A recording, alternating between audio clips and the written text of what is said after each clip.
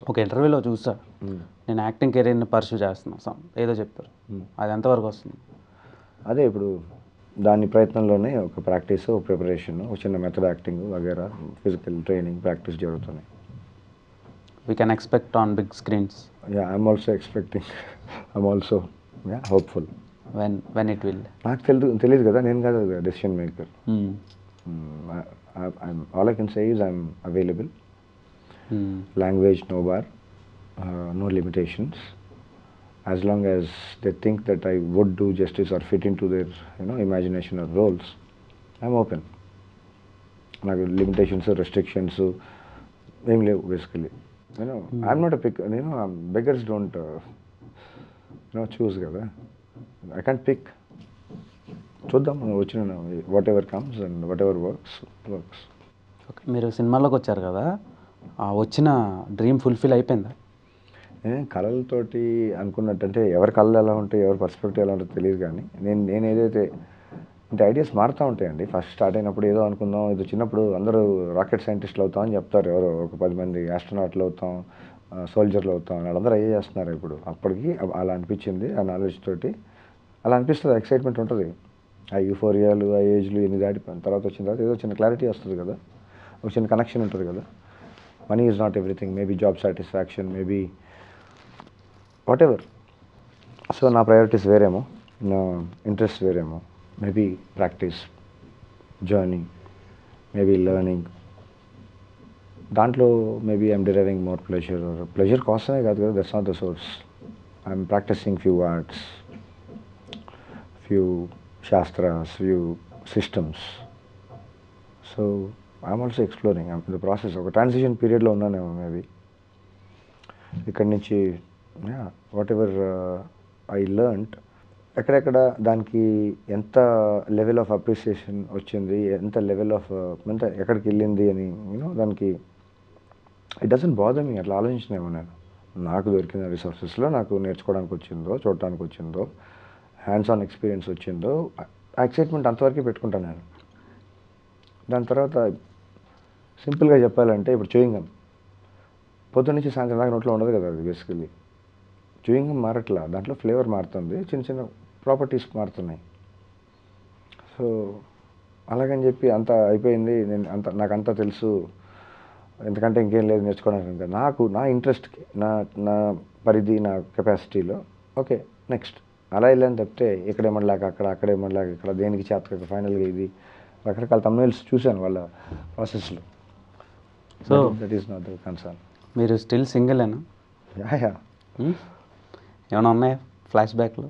ఉంటాయిగా memories, stories, love stories ఉంటాయిగా. డింగ్ నిన్న రాళ్ళ 44 ఆ ఫేజెస్ అన్నీ అయిపోయి రకరకాల ఎక్స్పీరియన్సెస్, ఎక్కువ తక్కువ, I don't know. I'm not in the race or challenge. Marriage చేసుకున్నారా? నేను ఒక్కసారి కూడా చేసుకోలేదు. లవ్ చేసి యూట్యూబ్లో చేసేసారు ఆల్రెడీ. ఇప్పటికి ఏంటంటే కొడుకు చచ్చిపోయాడంట, ఏంటంటే అసలు ఆ అమ్మాయి వాళ్ళే ఆ తమ్ముళ్ళు. ఆ అమ్మాయి ఎవరు? ఎవర్రా మీరంతా అనిపించిందా? ప్రతిసారి రోజుకి 4 సార్లు 5 సార్లు ప్రతిసారి అవాక్ అవుతుంది. ఇప్పుడే ఇంటర్వ్యూ అవుతుంది, సేమ్ క్వశ్చన్స్, వాళ్ళు తీసి కెమెరా మారుతుంది, ఇక్కడ artist so called anchor or host మారుతారు, అదే క్వశ్చన్.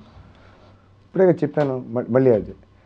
అసలు నేను ఎందుకు చెప్పాలి? నేను సెలబ్రిటీ, వాళ్ళు సెలబ్రిటీని చేస్తున్నారా లేదంటే సాక్రిఫైస్ స్టార్ని చేస్తున్నారా నాకు అర్థం కావట్లా. నాకు ఇంట్రెస్ట్ లేదంటున్నా. సరే ఎన్నిసార్లు వస్తారు, ఈసారి ఒక మనిషి టైం తీసుకొని వచ్చాడంటే సరే ఏదో మాట్లాడతాం. అది కెమెరా ముందు ఒకటి, వెనకాల ఒకటి నాకు రాదు. నేను బేసికలీ యాక్టింగే నేర్చుకుంటున్నాను ఇప్పుడు. రియల్ లైఫ్లో ఇంకా యాక్టింగ్ ఎందుకు చేస్తాను నేను? నాకు అవసరం ఏంటా? అది వర్కౌట్ ఓకే కదా, నేను సింగిల్గా మిగిలిపోయానేమో. ఓకే, మేబీ ఆమె pathetic actor in real life maybe. Opinion on love అంటే ఏం చెప్తారు?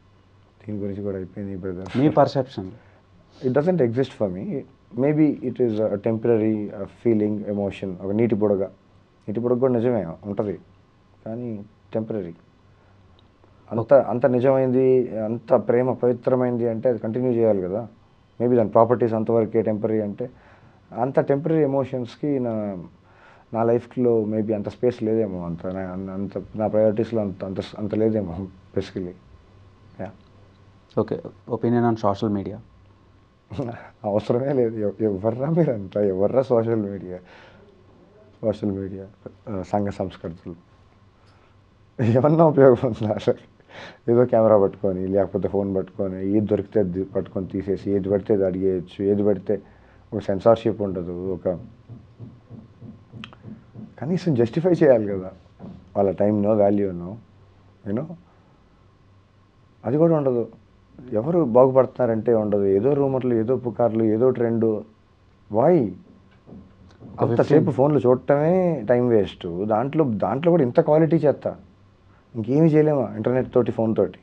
కనీసం ఇంట్లో కూర్చొని అదేదో పవిత్రమైన కార్యక్రమాలు ఉంటాయి కదా, చేసుకోవచ్చు కదా.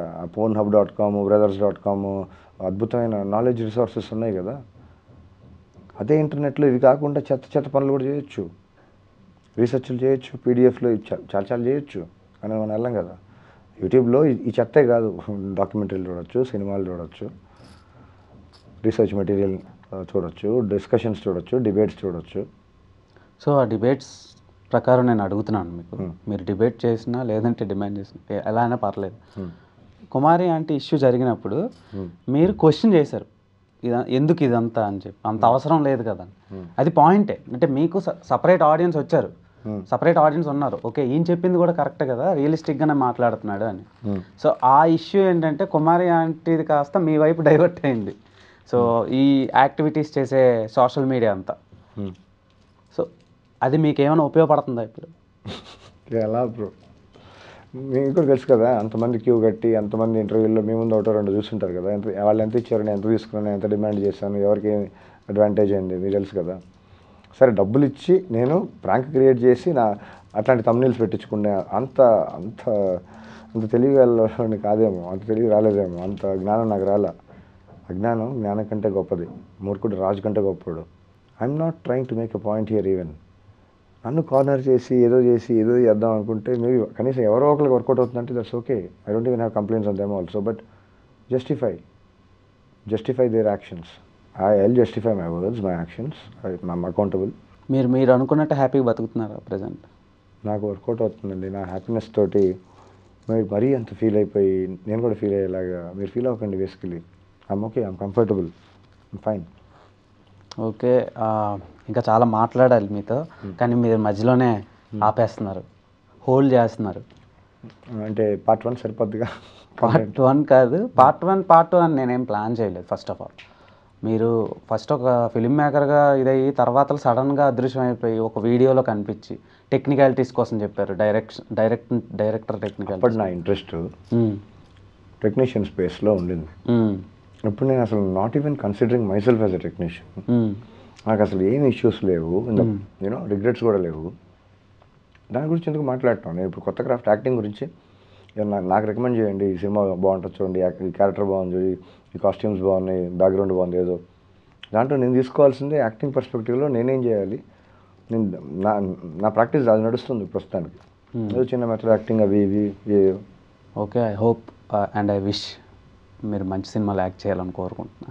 మంచి స్క్రిప్ట్స్ తీసుకొచ్చేయండి, మంచి ప్రాజెక్ట్స్ తీసుకొచ్చేయండి. సో అవి నా దగ్గర ఉండవు, మేబీ చూసేటోళ్ళు ఎవరైనా ఉంటే మేబీ మీరు మీ విజన్ వాళ్ళకి కనెక్ట్ అయితే వర్కౌట్ అవ్వచ్చేమో. సో ఏంటి అసలు అంటే లైఫ్లో ఒక డౌన్ఫాల్ అనేది ఒకటి ఉంటుంది ప్రతి మనిషికి. సో మీ లైఫ్లో ఏంటి డౌన్ఫాల్? నేను ఎప్పుడు అలా డౌన్ఫాల్ పర్సనల్గా ప్రొఫెషనల్గా నథింగ్ బాదర్స్ మీ. నాకు అసలు out of my sight, out of my mind. కళ్ళల్లో కనిపించే అంతవరకు ఆలోచిస్తానేమో. ఒక టాస్క్ ఎగ్జిక్యూట్ చేయాలంటే అంతవరకు ఆలోచిస్తానేమో, మిగతా విషయాలు బాదర్ చేయవు నన్ను. Maybe right decisions, wrong decisions, good bad ugly, monetary wise or whichever way చూసుకున్నా నా అర్హత కంటే మించింది, నా పరిధి కంటే మించింది, నా అవకాశాలు, whatever the whole experiences till date I have no regrets. అప్పటికి ఆ పరిస్థితికి మేబీ ఇబ్బందులు ఎక్కువ తక్కువ ఉండొచ్చు. Doesn't bother me. That is not the purpose of my life. అది ఎక్స్పీరియన్స్, జర్నీ.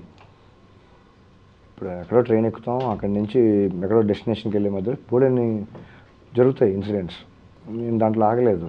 మేబీ కొన్నిసార్లు జరిగిందేమో, బట్ అది కాదు కదా ఇంపార్టెంట్. నా జర్నీ కదా ఇంపార్టెంట్, నాకు నెక్స్ట్ జర్నీ కదా ఇంపార్టెంట్, నా ఫోకస్ అది కదా. సో ఆ ట్రాన్సిషన్లో ఉన్నానేమో ఇప్పుడు మధ్యలో, ఓకే, ప్రాక్టీస్లో ఉన్నానేమో. మీ పేరెంట్స్కి ఓకేనా మీ జర్నీ? అయిపోయింది బ్రో. అది మాకు లేని బాధ వాళ్ళకి, నాకు లేని బాధ మీకెందుకు బ్రో? It's okay chill. అచ్చా, అంటే ఇలా అడగకూడదు పర్సనల్ లైఫ్ గురించి, మరి అడగకూడదు అంటున్నారు, ఎందుకు అడగటం? కానీ ఒక ఇది ఉంటుంది కదా, అంటే కొంచెం ఉండే జనాలకి కొంచెం డిఫరెంట్గా ఉంది మీ లైఫ్. నేను అందుకనే అడుగుతున్నాను. పర్సనల్ లైఫ్, మీ జర్నీ, మీ పర్సనల్ జర్నీ మీ ఫ్యామిలీకి ఓకేనా అని. ఏమో అది పెద్ద ఇష్యూ కాదేమో, అంత పెద్ద ఇష్యూ అసలు కాదేమో, మా ఈక్వేషన్స్ వేరేనేమో, ఇది ఏదో ఒకరోజు తీసుకొని నిన్న మొన్న జరిగింది కాదేమో.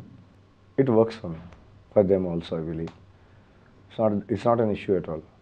Okay, thanks for coming. So చూసారు కదా మన ప్రేమ్ పి సతీష్ అలియాస్ డ్విజా. తిన జర్నీ చాలా డిఫరెంట్గా ఉంది అసలు. అంటే లైఫ్ మీద ఆయనకు ఒక క్లారిటీ ఉంది, కానీ చూసిన వాళ్ళకి కన్ఫ్యూజన్ ఉంది. సో ఆ కన్ఫ్యూజన్ మీద మీకు కూడా క్లారిటీ వచ్చింది అనుకుంటున్నాను, ఐ హోప్. సో ఇలాంటి వీడియోస్ మేము మీ ముందుకు తీసుకురావడానికి మ్యాక్సిమం ట్రై చేస్తా. Until then keep watching I dream, stay tune, signing off Dev టంప.